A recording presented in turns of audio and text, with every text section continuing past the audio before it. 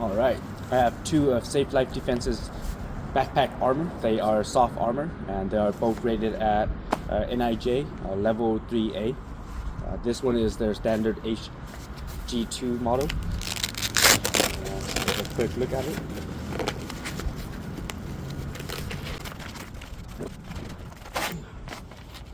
Alright, it's a bit of a struggle there. There it is, Safe Life Defense.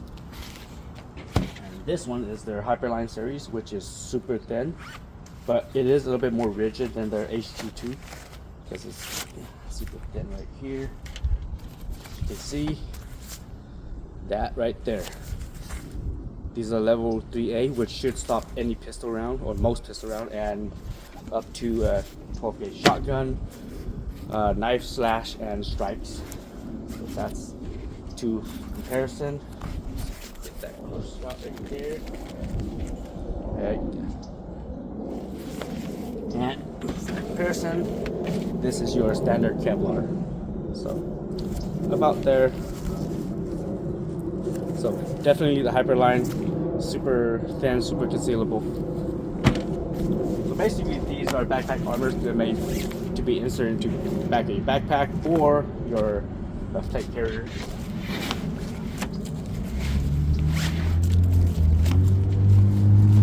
Pretty much just goes in like that. Of course I have two here,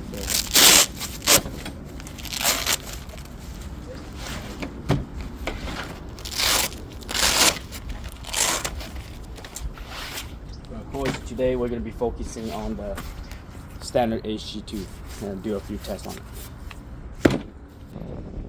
Alright, we're going to start with the 22 LR and see how that one goes.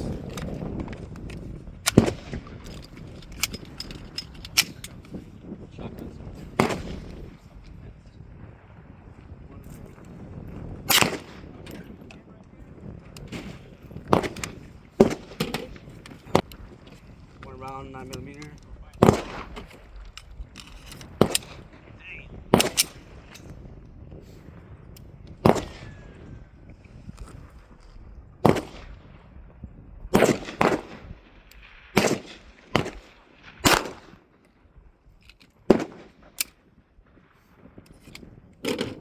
One for shotgun, slug. 12 gauge slug shotgun.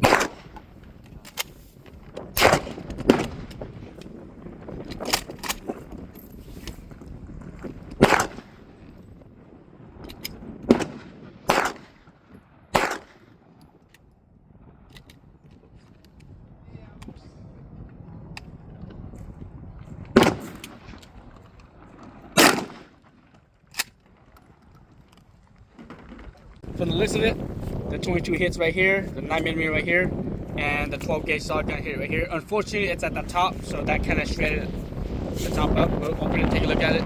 It's super windy right now. Alright. So, pretty much, the 9mm and the 22 LR, no penetration. The 12 gauge shotgun, unfortunately it did hit the top, it ricocheted off and did explode the top, but no immediate penetration where it hit in the back. But I will have to do another shot, another test in the center and see if it goes through. It's a little bit windy. Wait for the wind to go away.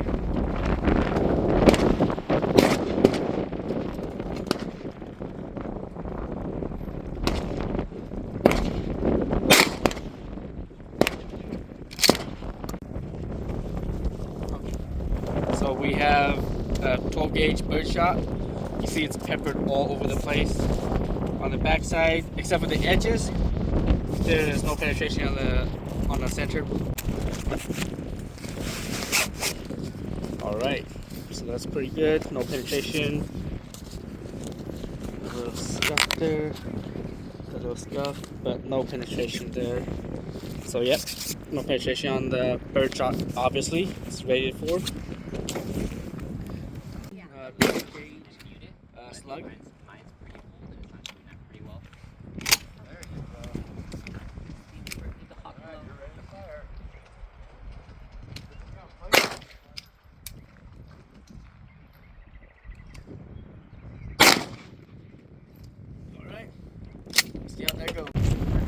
Alright, so we have the vest right here. Looks like the slug went right here. 12 gauge slug. Wow. So looks like there's no penetration, but you can see the big bulge. Looks like you got a 12 gauge slug right here. Looks like there's no penetration, but you got a big bulge right here. But we're gonna open it up, check it out.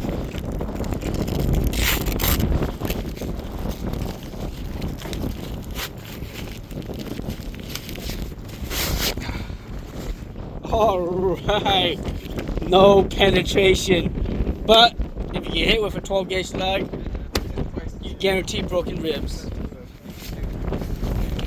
It does work.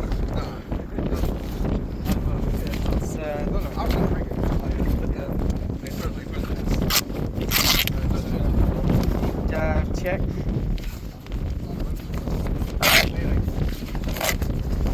Alright, so from the look of it, no penetration on the backside.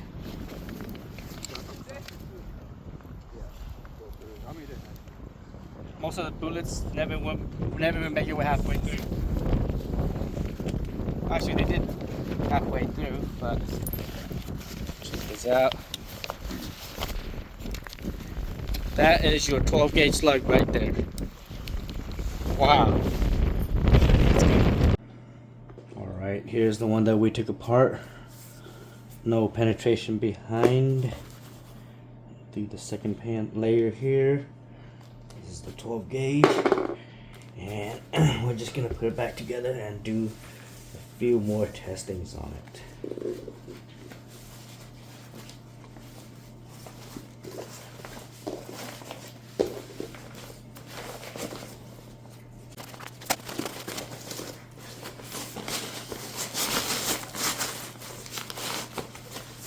I know it's not meant for any more testings, but we're just gonna do a few more and see what we can get out of it.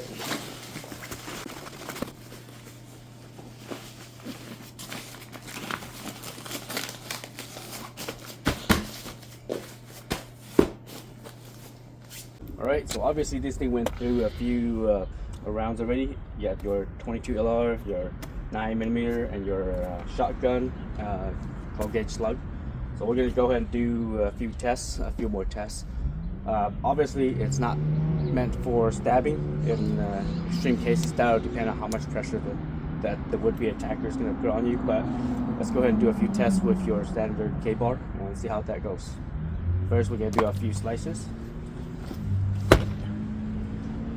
That's 2 slices, and then we're going to do 2 average stabs. Alright, and then let's do one more slice attack on it. Okay, let's see how that goes.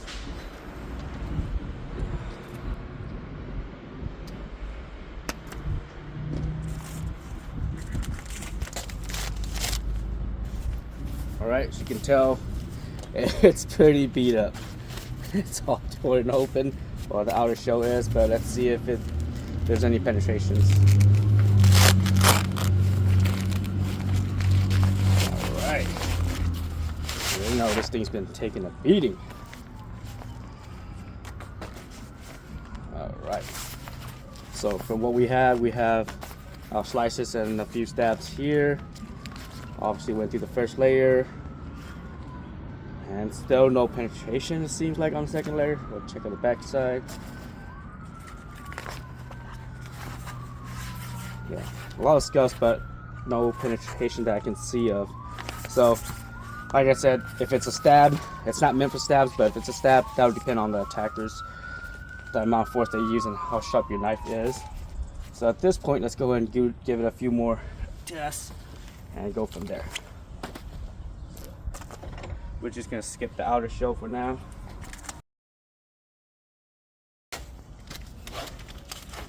Alright. There we have it.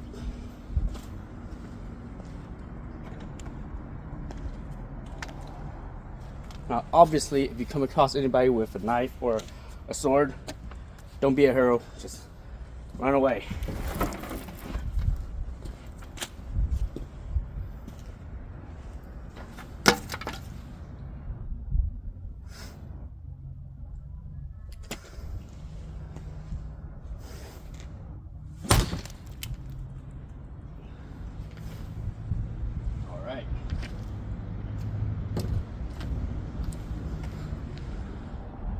All right, let's see how that looks. So obviously, the dummy here, the part that's exposed, yeah, that shoulder's been cut. But definitely, you don't want to go against someone who has a knife or a sword.